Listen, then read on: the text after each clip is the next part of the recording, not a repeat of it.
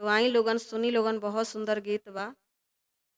बहू जे बारी घर में, उनकरा कौन कौन चीज़ के दिक्कत बा, सास ननद और जेठानी कैसे सतावता लोग उनकरा के, तो सुनी लोगन। कौनो गाना बनल बा मनोरंजन के लिए बनल बा, दिल पर लेवे खातिर नइखे बनल। और केहू के सताना ये बहुत बुरी बात है, नहीं सताना चाहिए।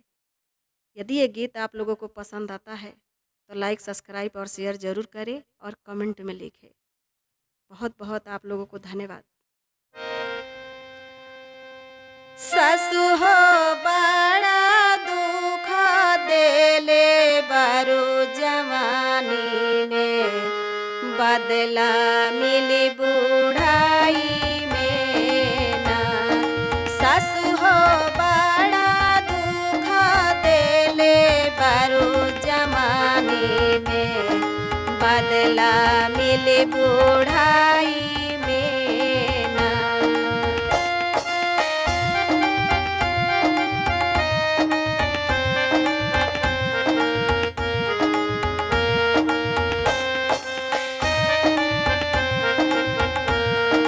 अपने पति से का कहतरी, सुनी लोगन। रजऊ मन करता सिल्की सड़िया पहने के, नया सिनेमा देखे के ना।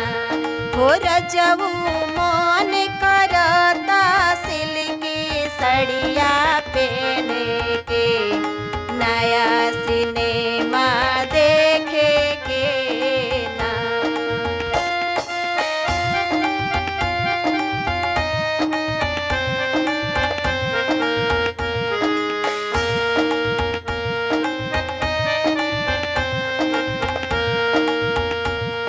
सैया सड़िया ले वैले किन दुआरा, सासु लिहली छीन। सैया सड़िया ले वैले किन दुआरा, सासु लिहली छीन।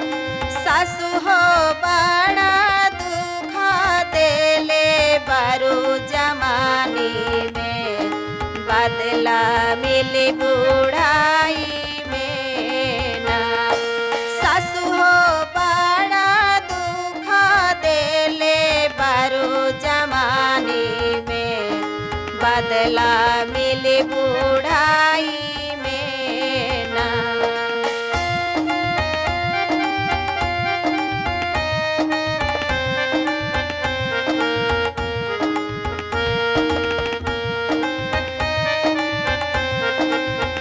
अब का कहतरी, सुनी लोगन। रजऊ मन करता काजर पाउडर लगावे के, नया सिनेमा देखे के ना। हो रजऊ मन करता काजर पाउडर लगावे के, नया सिनेमा देखे के ना।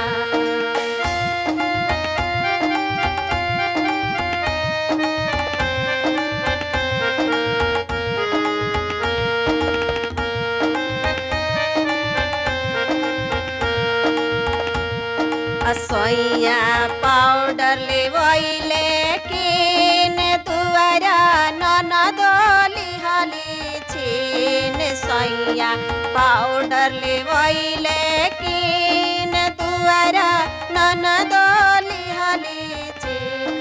हो ननद बड़ा दुख देले बारू जवानी में, बदला मिले ससुरारी में ना। हो ननद बड़ा दुख देले बारू जवानी में, बदला मिले ससुरारी में ना।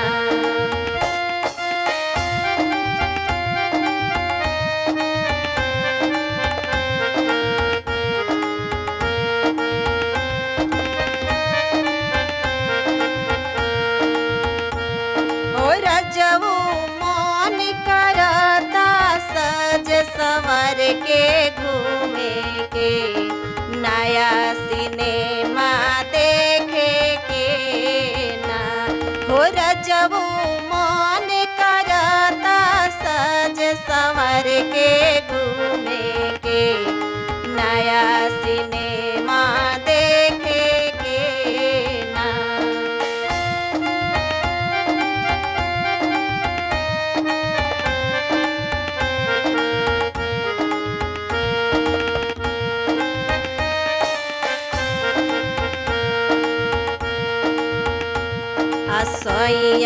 चोलिया ले वैले कीने अंगना गोतिनी लिहाली छीन सैया चोलिया ले वैले कीने अंगना गोतिनी लिहाली छीन गोतिनी बड़ा दुख देले पारू जमानी में बदला मिले अलगाई में ना हो गोतिनी बड़ा दुख देले बारू जमानी में बदला मिले अलगाई में ना सासु हो बड़ा दुख देले बारू जमानी में बदला मिले बुढ़ाई में ना हो रजबू पौन करता सिल्की सड़िया पहने के नया सिने